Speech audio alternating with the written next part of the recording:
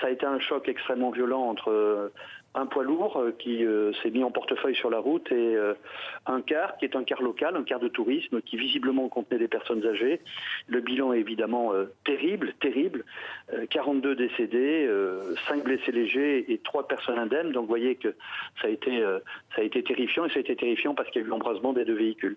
Le Premier ministre, le ministre de l'Intérieur et le ministre des Transports sont attendus et annoncés vers 11h. Donc pour manifester la solidarité de la nation sur un des accidents les plus graves de ces dernières années. C'est très souvent le cas avec des bus quand il y a embrasement.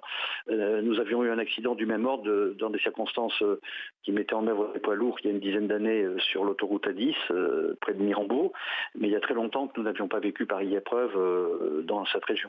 Des routes très étroites, mais comme il y en a énormément en France, la France a un réseau routier vicinal qui est d'ailleurs extrêmement pittoresque et il est hors de question de mettre en cause la route. On doit être maître de son véhicule en toutes circonstances. Les routes de France sont des routes très anciennes, elles le resteront et pas possible de calibrer toutes les routes de France avec des glissières de sécurité sur un format autoroute évidemment.